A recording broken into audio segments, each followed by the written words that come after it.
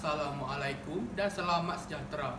Cegah obesiti, cegah kanser. Itulah tema yang ingin saya jelaskan pada hari ini. Indah sungguh melur di taman, taman milik sang puteri. Makan seimbang jadi amalan, obesiti dicegah, hidup harmoni.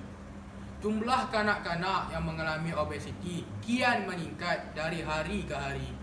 Hal ini tidak wajar dipandang enteng kerana mereka yang menghidapi penyakit ini berpeluang untuk menghidapi penyakit inferiority complex serta mempunyai pergerakan yang terhad. Obesiti merupakan keadaan perubatan di mana lemak badan yang berlebihan terkumpul hingga ke satu tahap yang boleh menjejaskan kesihatan seseorang. 10 tahun dahulu, obesiti hanyalah dikenal pasti sebagai salah satu faktor risiko kesihatan, terutamanya untuk penyakit kardiovaskular, khususnya penyakit jantung. Tetapi, sejak 5 tahun kebelakangan, berdasarkan penemuan saintifik terbaru, obesiti ternyata adalah satu penyakit yang membawa kesan buruk terhadap kesihatan seseorang dan menyumbang kepada penyakit-penyakit serius seperti kanser. Persoalannya, apakah faktor utama yang menyumbang kepada masalah ini berlaku dalam kalangan kanak-kanak? Faktor pemakanan dilihat sebagai penyumbang utama dalam masalah ini, di mana kanak-kanak yang mempunyai berat badan berlebihan selalunya akan menjadi gemuk atau obes ketika dewasa. Pengambilan makanan yang tinggi kalori seperti makanan segera merupakan penolong utama masalah ini berlaku dalam kalangan kanak-kanak. Kesannya, kanak-kanak akan lebih mudah terdedah pada penyakit lain akibat obesiti.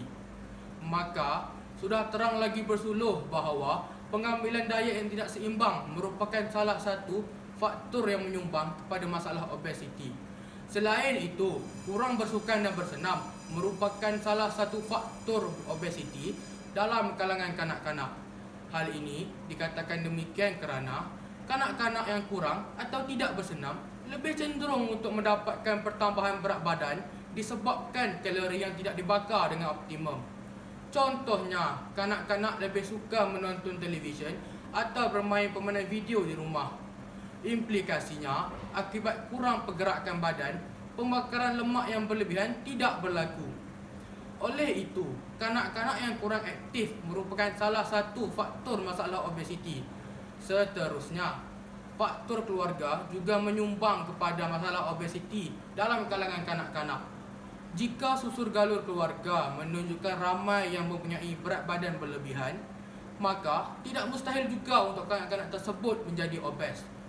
Tabiat ahli keluarga yang kerap mengambil makanan tinggi kalori atau makanan ringan juga boleh menjadi faktor yang menggalakkan masalah obesiti dalam kalangan kanak-kanak. Oleh itu, faktor genetik juga boleh menjadi antara faktor obesiti yang berlaku dalam kalangan kanak-kanak. Percaya atau tidak, faktor psikologi juga boleh menjadi antara faktor kanak-kanak obes. Hal ini dikatakan demikian kerana masalah pribadi, ibu bapa atau keluarga boleh meningkatkan tahap stres kanak-kanak.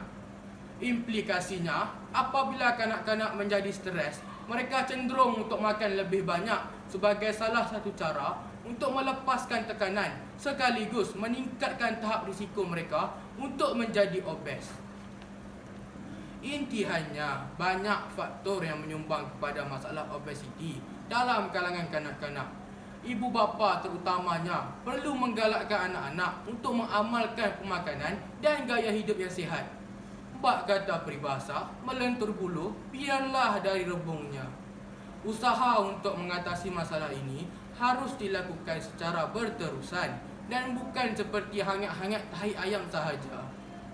Komitmen semua pihak dalam menangani masalah obesiti dalam kalangan kanak-kanak dapat merealisasikan impian untuk mewujudkan sebuah negara yang rakyatnya sihat dan sejahtera. Sekian, terima kasih.